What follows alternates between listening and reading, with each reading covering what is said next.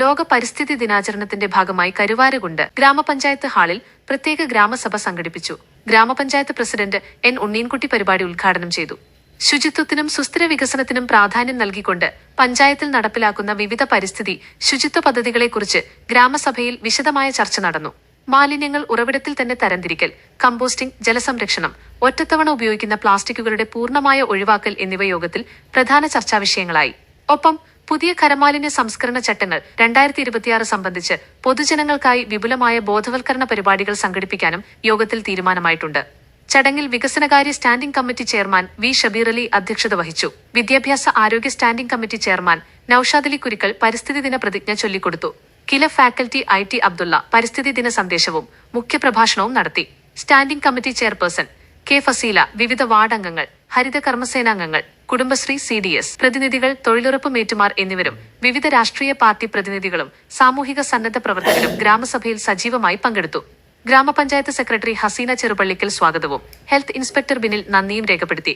മാലിന്യങ്ങളും പാഴ്വസ്തുക്കളും അലക്ഷ്യമായി വലിച്ചെറിഞ്ഞ് നാടും നഗരവും ജലാശയങ്ങളും വൃത്തിഹീനമാക്കുന്നത് എന്റെ നാടുകളോട് ചെയ്യുന്ന കുറ്റകൃത്യമാണെന്ന് ഞാൻ തിരിച്ചറിയുന്നു.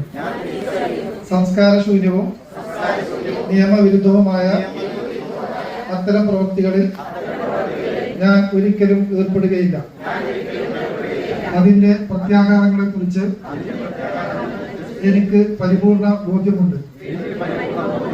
അതിനാൽ ചെറുതോ വലുതോ ആയ ഒരു പാഴ്വസ്തുവും ഞാൻ വലിച്ചെറിയില്ല. നിരോധിത പ്ലാസ്റ്റിക് വസ്തുക്കളൊന്നും ഉപയോഗിക്കുകയുമില്ല. ശുചിത്വത്തിനായി കൈക്കൊള്ളുന്ന എല്ലാ നടപടികളോടും ഞാൻ പൂർണ്ണമായും സഹകരിക്കും. മാലിന്യമുക്ത നവകേരളത്തിനായി നാടിനൊപ്പം ഞാനും ആത്മാർത്ഥമായി പ്രവർത്തിക്കുമെന്ന് പ്രതിജ്ഞ ചെയ്യുന്നു. ഇന്ത്യയിലെ കേരളം എന്ന് പറയുന്നത് ഒരു പച്ച തുരുത്ത നമ്മൾ വെച്ചു പിടിപ്പിക്കുന്നതും അല്ലാതെ വളർന്നു വരുന്നതുമായ പച്ച അണിഞ്ഞ വനങ്ങളും അതുപോലെയുള്ള പ്രദേശങ്ങളും ചതുപ്പ് നിലങ്ങളും അതുപോലെ നമ്മുടെ തോട്ടങ്ങളും പറമ്പുകളും എല്ലാം പച്ച അണിഞ്ഞൊരുങ്ങിക്കുക. അപ്പൊ ഇത് സംരക്ഷിക്കേണ്ടത് മനുഷ്യന്റെ ജീവൻ നിലനിർത്താൻ അത്യാവശ്യം. നമ്മൾ ശ്വസിക്കുന്ന ശുദ്ധമായ വായു നമുക്ക് നൽകുന്നത് നമ്മുടെ വൃക്ഷങ്ങളാണ്. അതുകൊണ്ടാണ് പരിസ്ഥിതി ദിനം ഇന്ന് ഗൗരവമാണ്. ഓരോ വർഷം കൂടുമ്പോഴും പരിസ്ഥിതി ദിനത്തിന്റെ പ്രാധാന്യം വർദ്ധിക്കുക. അതുകൊണ്ടാണ് നമ്മൾ പരിസ്ഥിതി ദിനത്തിന് വൃക്ഷ തൈകൾ നട്ടുകൊണ്ട് വൃക്ഷം വെച്ച് പിടിപ്പിക്കുന്നത്. അതോടൊപ്പം തന്നെ അതിന്റെ മറ്റൊരു പ്രത്യാഘാതം എന്ന് പറയുന്നത് മാലിന്യം.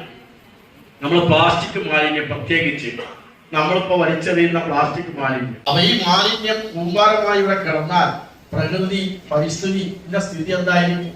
അപ്പൊ അതൊക്കെ കൂടുതൽ ശക്തമാക്കണം. ഈ ബോധവൽക്കരണത്തിന്റെ ഈ ദിവസത്തിന്റെ പ്രാധാന്യം എന്ന് പറയുന്നത് നമ്മൾ ക്ലീൻ എന്ന് പറഞ്ഞാൽ അതാണ് വൃത്തിയാണ്.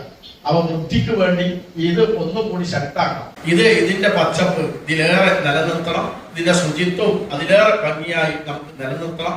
അതിനാവശ്യമായിട്ടുള്ള ഒരു ഗ്രാമസഭയാണ് നമ്മളിപ്പോൾ ഇവിടെ ചേർന്നുകൊണ്ടിരിക്കുന്നത്. എവിടെ നോക്കിയാലും ഭൂമിയുടെ പരിസ്ഥിതിയുടെ പ്രാധാന്യം വിളിച്ചുകൊണ്ടുന്ന ഒരുപാട് സംഗതികൾ നമുക്ക് കാണാൻ കഴിയും. അതുപോലെ തന്നെ നമുക്കറിയാം, നമ്മളിപ്പോ നല്ല മഴ പെയ്യുന്നു. ഇപ്പൊ മഴ പെയ്യുന്നുണ്ട്. ഒരു നിമിഷം കൊണ്ട് ഇത് മാറി വെയിലടിച്ചാൽ ഇപ്പോഴത്തെ ചൂടെന്താണ്? ഭയങ്കര ചൂടാണ്. അതായത് ഗൾഫിലുള്ള ആളുകൾ, ഗൾഫിൽ ജീവിക്കുന്ന ആളുകൾ പറയുന്നത് അവിടെ പോലും ഇത്ര കഠിനമായ ചൂടില്ല എന്നാണ്. അത്രമാത്രം കാലാവസ്ഥ വ്യതിയാനങ്ങൾ വന്നുകൊണ്ടിരിക്കുന്നു. ഇതിന്റെ പ്രധാന കാരണം എന്താണ്? ആഗോള താപനം. ആഗോള താപനത്തിലേക്ക് നമ്മൾ വഴിവെക്കുന്നത് എന്തുകൊണ്ടാണ്? ഒരുപാട് ഫോറസ്ട്രി ഏരിയകൾ നാം നശിപ്പിച്ചുകൊണ്ടേയിരിക്കുന്നു. ഞാൻ പല കാര്യങ്ങൾ പറഞ്ഞു വികസനം നടത്തുന്നു. പക്ഷെ വികസനം വേണം. വികസനത്തോടൊപ്പം നമ്മുടെ പ്രകൃതി ഇല്ലെങ്കിൽ പിന്നെ എന്ത് വികസനമാണ്? പ്രകൃതിയെ സംരക്ഷിച്ചുകൊണ്ടുള്ള ഒരു വികസന പദ്ധതികളാണ് നമുക്ക് വേണ്ടത്. അതുകൊണ്ട് തന്നെയാണ് ഈ സർക്കാർ നാം ഇവിടെ വലിയ പ്രമാദമായ രീതിയിൽ കൊണ്ടു നടന്നിരുന്ന റെയിൽ പദ്ധതിയെ ഉപേക്ഷിച്ചത്.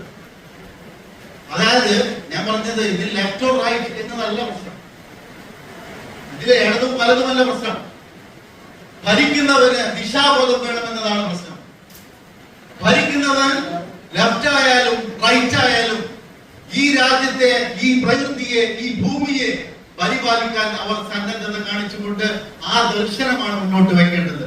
ഇത് അടുത്ത തലമുറയ്ക്ക്, ഞാനും എന്റെ കുട്ടിയോളും ഞങ്ങളുടെ കാലത്ത് മതി ഇതൊക്കെ, അത് കഴിഞ്ഞാൽ എന്തു ആവാം എന്നുള്ള ഒരു അവസ്ഥയിലേക്ക് കാര്യങ്ങൾ നാം നീക്കരുത്. അപ്പൊ അതിനുവേണ്ടി നാം ഇപ്പോ ഇന്ന് എടുത്ത പ്രതിജ്ഞ ഒന്നുകൂടി നാം പുതുക്കണം. നമ്മുടെ രാജ്യത്തിന്റെ ഈ ഹരിതാപമായ ഭൂമിയെയും വൃത്തിയുള്ള ഗ്രാമമായും വൃത്തിയുള്ള ഭാരതമായും നമ്മുടെ രാജ്യത്തെ മാറ്റാൻ നാം വീണ്ടും പ്രതിജ്ഞ എടുക്കുക. എല്ലാവർക്കും അഭിവാദ്യങ്ങൾ.